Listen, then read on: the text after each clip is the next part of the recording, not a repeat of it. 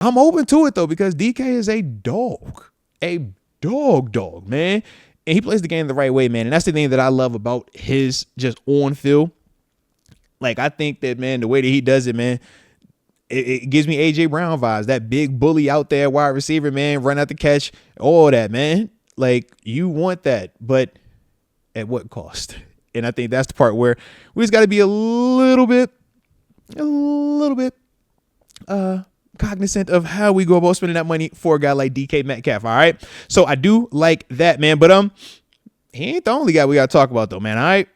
Shout out to DK. Like I said, I definitely like the trade convo. I definitely like that. But more importantly, man, we got updates. We got a lot more new names as it pertains to that wide receiver market, man. All right. So with that being the case, man, these were some of the names that are currently available, at least as I was getting ready to start the show, man. We obviously know Devante Adams was officially released. So we definitely want to talk about him, man. Christian Kirk, I know he was released, but I did see something where he might be getting traded as well. So I do want to go back and double check that real quick, because I know that was kind of happening live motion as I was getting ready to start the show. So we will see about that one, man. Let's see. You have Tyler Lockett as well, man. Go ahead and he's getting released. Then from there, Darius Slayton obviously was with the Giants. He's also a guy that's going to be getting released. Let's see. Chris Godwin is another one of those names officially going to be hitting the market, man, being released. And then obviously Amari Cooper is going to hit the market via just expiring contract. Now, with all of those dudes, I think that there are, things that make sense about each and every one of them. But at the same time, the price has to be right, because if the price is too much for these guys, it makes a lot more sense to me to go tap into the draft.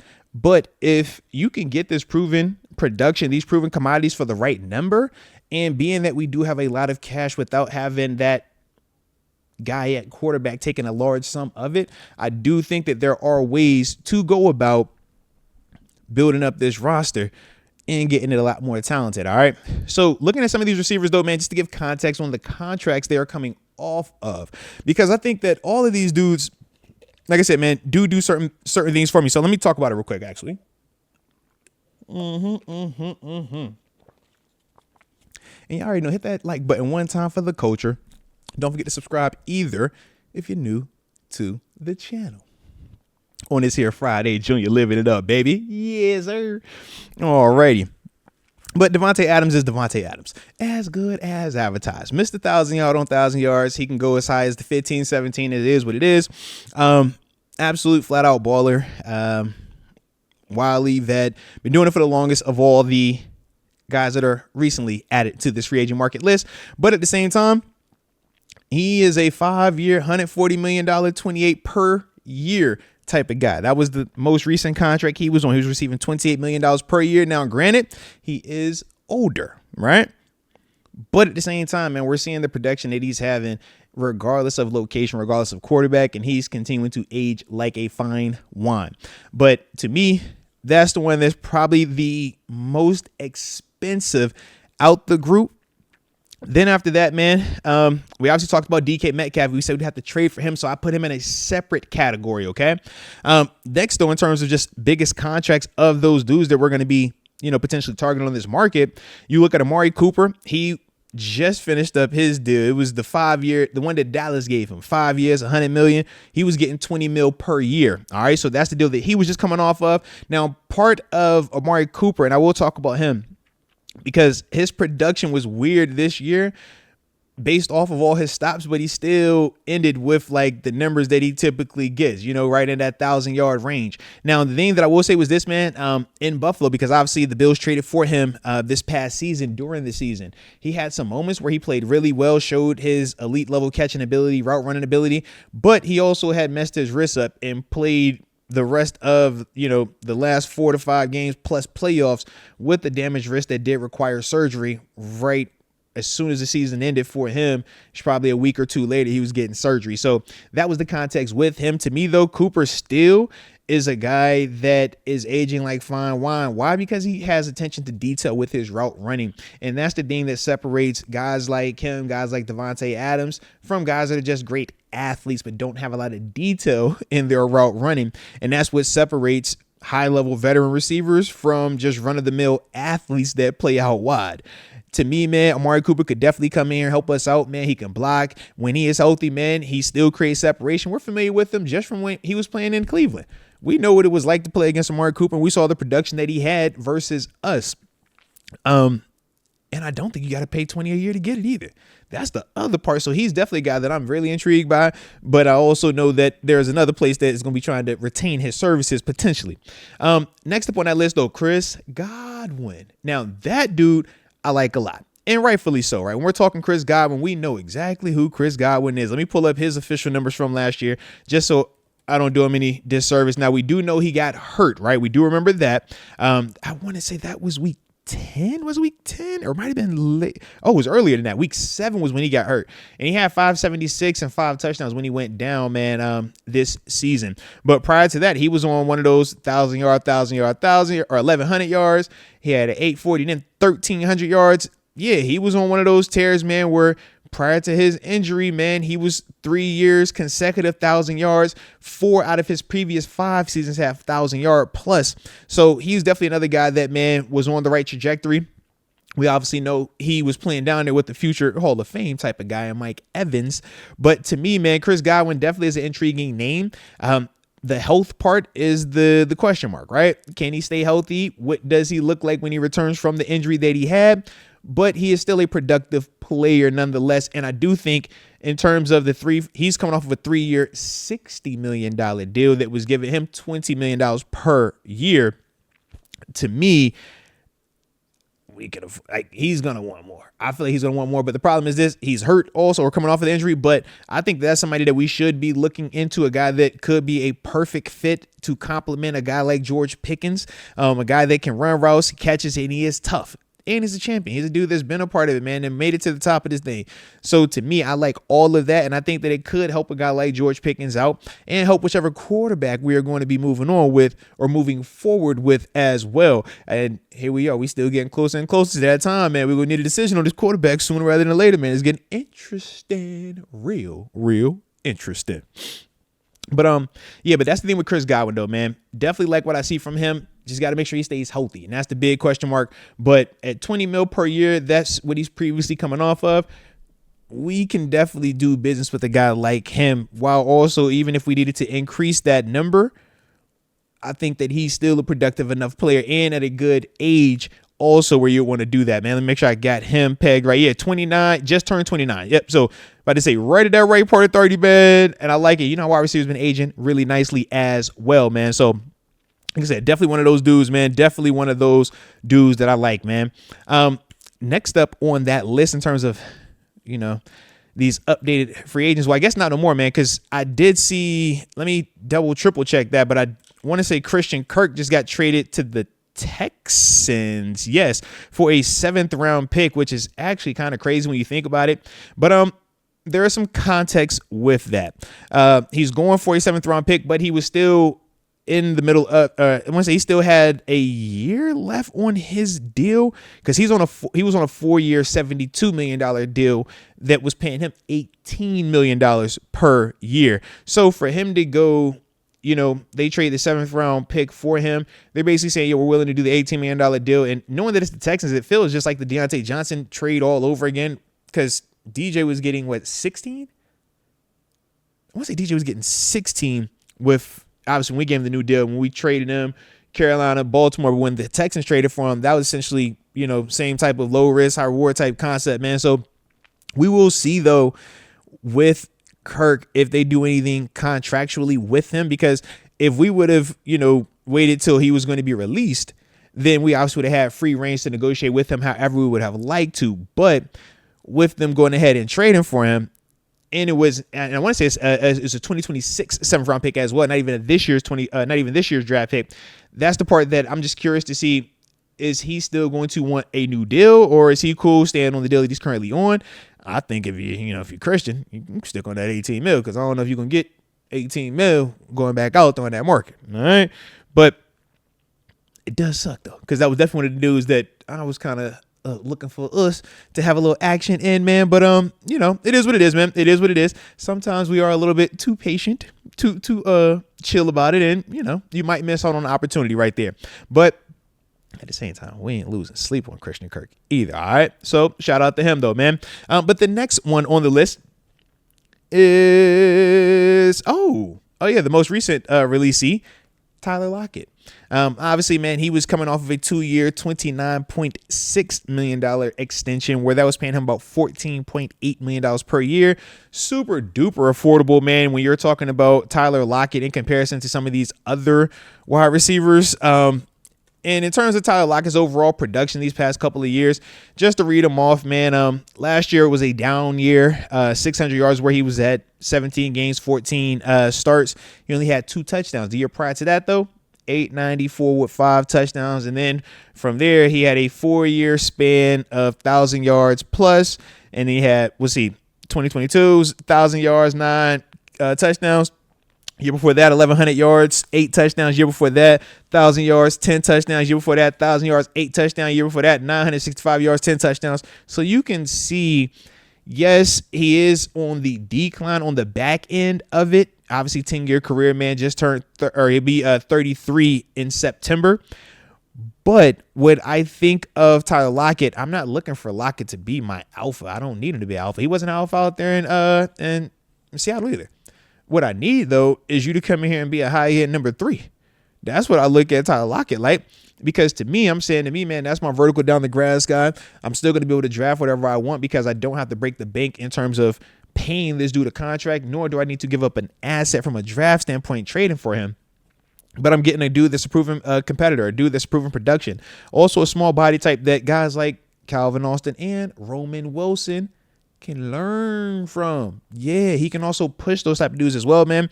So that's the thing that I do think of when I think of Tyler Lockett, man.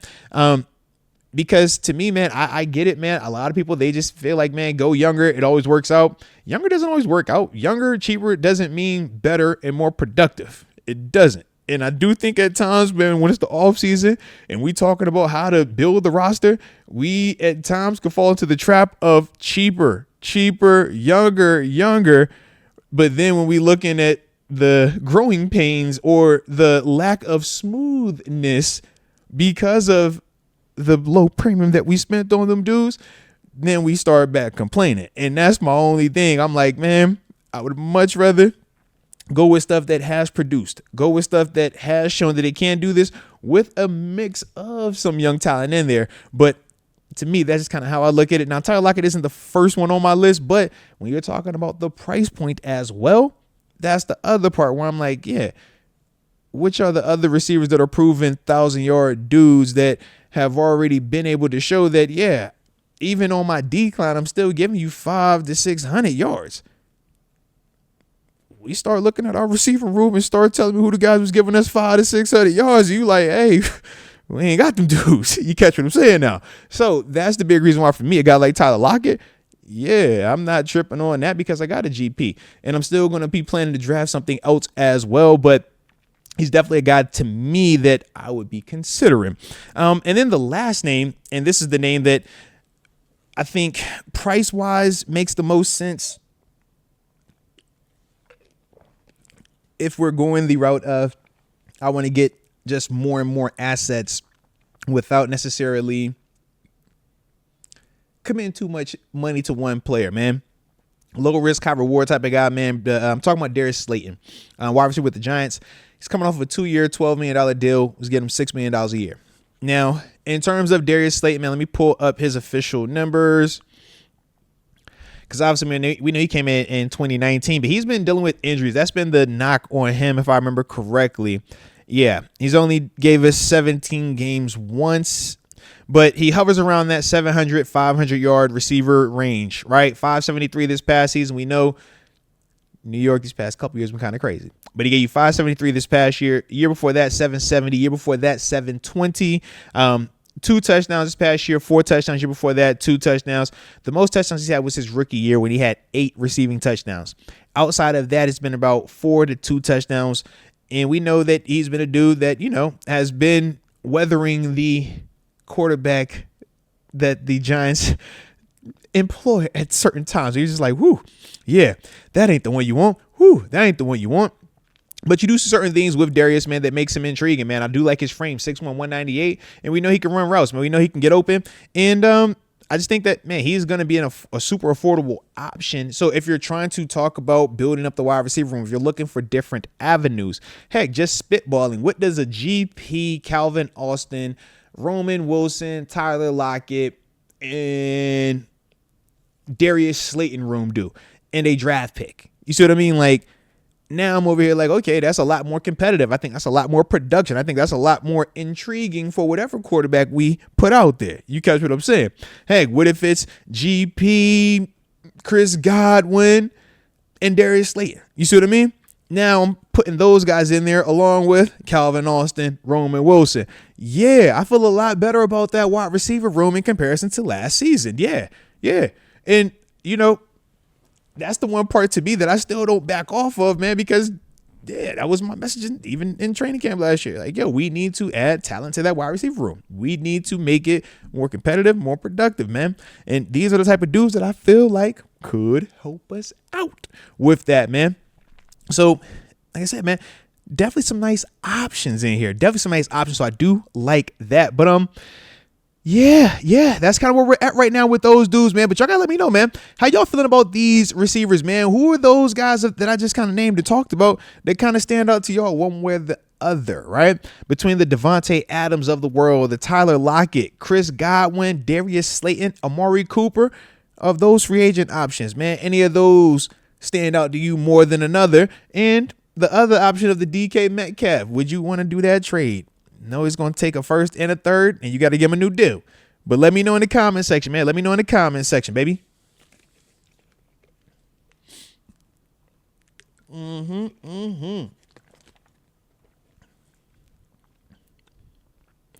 All right. Don't forget to hit that like button either. Gene Ashley says, I want Amon-Ra St. Brown. Send Minka over there for him. Yeah, we could send Minka. I don't think that that's going to get us Amon-Ra St. Brown back, though. That's my only thing. You know what I'm saying? Like, I think we're going to value Minka a little bit higher than they're going to value him. And they're going to value Amon-Ra St. Brown a lot higher. So, yeah, that's the only thing with that. David Decker says he likes DK or Tyler or DK and Tyler Lockett. Excuse me on that one, man. I ain't tripping on that. Brent Fox is digging Amari Cooper right here. Okay. All right. Stan Claire says, I'll take DK, no problem. Now, when we're saying we'll take DK, are we saying that with the first and the third and the contract? Because I just want to make sure that we know that's what it costs to get DK Metcalf. Different than the other guys who are just going to be free agents who we could just negotiate their price with. DK, you're giving up a first and a third before you even get to the price point of that extension, all right? Let's see. Brandon Clark says DK is proven and best of all the free agents. This is very true. I mean, shoot, it kind of gives me that vibe of like, yo, do you want to go and get the Bentley, or do we want to talk about the Chrysler 300 because it looks like the Bentley, and you know at times it can feel like a Bentley, but it really ain't a Bentley. But I mean, it costs way better, and I'm sure it's better on gas. So you know, what I mean, that makes it way cooler, right? Except it isn't the Bentley. So that's my question to you guys. Like, do we want the imitation of it, or do we want to go get it? Now, Bentley costs a lot, but it's the Bentley. DK Metcalf costs a lot, but it's also DK Metcalf. So just know what you're going to get if you're going to get him. You ain't talking about, oh, I think I got one. No, you got DK Metcalf if you got him. But it costs money to go get that one, all right? So let me know. Shout out to X Concepts, too. He doing the good work. He says, yo, help Moats get to 50K. He deserves it. Nah, man, shout out to y'all, man. Hey, look, man, one subscriber at a time, one show at a time. It'll get there. Trust me, it'll get there, man. We're going through a transition, and you know, not everybody is as steady Eddie when transition happens. Some people rock with it. And with that, man, you just got to rock with them. And for the ones that stick and the new ones that roll, you rock with them. And the ones that holler in peace, you be like, hey, best salute to y'all guys, man. Wish you nothing but the best. But you already know what it is. So hit them subscribes. And don't forget to hit that like button as well. Rod Dolly out of pocket, bro. Rod Dolly said, look, like them terrorists hit the NFL too. Yeah, they hitting us YouTubers, man. All right. They jacking up the subscribers. All right. It's a lot going on right now. Okay. It's a lot going on. Shout out to DC53 though. He said, we in here, gang. Shout out. Yeah, I was laughing to myself. I was like, man, you start reading into these numbers too bad right now, man. How you tripping? I was like, yo, this the off season. You know, people be hibernating this time of year anyway. Steelers ain't win. They be, oh, I'm sad. The sky is falling up until the draft, and everybody's like, all right, we're gonna win it all again. So you know, you just gotta just say, keep it rolling, and then you know how we get that influx of new people every August. Y'all know we be looking at the show that first September. We be like, oh. It's the optimism crowd. Shout out to y'all. All right. And then we just kind of see how ride. So you know how it is, man. But that's the funny part with it, man. So you just got to rock and roll, man. But that's a little bit of the behind the scenes stuff as well. All right. But yeah, let me see. Manny Fresh says, give them GP and a fifth for DK Metcalf. Ooh, I don't know how I feel about that. I don't know how I feel about that. I don't want to give up GP to go get DK. I prefer to keep them both. That's what I prefer. But yeah, to go with one or the other. Cause see, even with that though, I don't hate it because I'm still gonna be able to draft me my version of GP in the first round, right? Because you only said to give up a 5th round pick and GP. So now I still got to give him the contract, yes, but I still have the ability to go draft a wide receiver in the first round. I obviously reset the clock on that wide receiver because we know GP, they're talking about extensions with him now, but more importantly, we know within the year, you're going to have to do business with him in some shape or form. So that would give you flexibility to still go back in the draft and tap into that at pick 21 or in the second round if you wanted to go get you a wide receiver to replace GP's production, but you would feel great about your overall number 1 receiver being DK Metcalf just because he's a lot more proven to this stage. And that's something we talked about even during the season when the Steelers, you know, and DK Metcalf had popped around that trade deadline. We were saying that, man, DK is more proven. His highs at this level are just higher than what GP has shown us to this stage. Not saying that GP won't continue to develop into that, but right now, that just isn't the case. So I can see why you could go that route, and I don't fault it. It's just not my first option. All right. But I do like what you on. I definitely like what you're on. All right. Let's see. Dang, I'm _ toxic cookies. Shout out to, I like your name, Toxic Cookies. Me and my wife had like a little fake argument. I told her, I was like, yo, I just want to be toxic for a second. I know you had a little toxic. I just want to be toxic. That's it. Just for a second. Shout out to Toxic Cookies, man. I just want to feel you alive a little bit. Why you wearing that? Why I'm wearing this? I don't know. I don't like my shirt. I don't like your shirt either then. All right. We all messed up then. All right. Love you too, boo. So shout out to the Toxic Cookies, baby. Shout out to Toxic Cookies. And don't be toxic out there unless you're doing it, you know what I mean, for a reason. Don't be doing that. All right. Keep love real. All right. But Toxic Cookie says, yes, get rid of DK. Dang, man. Or not DK. Get rid of GP. Excuse me on that one. Man. All right. And Rashawn Jones also says, keeping GP? Nope. Dang. G Nash said, it's just time. It's time to move on from him. Dang. All right. I did not know that. Okay. So shout out, man. Respect on that. So yeah, if we're pairing GP with a draft pick for DK, I think that's a totally different conversation. Yeah. Just starting that convo with GP in a 5th. GP in a 6th. What's up? Because GP ain't that far off. And I still got to pay this man 30 plus. Yeah. So that's how that talk goes. But I prefer to keep GP though. All right. That's my final answer. I prefer to keep the man. All right. So with that being the case though, man, shout out to y'all, man. That was a little fun update on these free agent wide receivers, man. Hit the like button. Don't forget to subscribe either if you're new to the channel.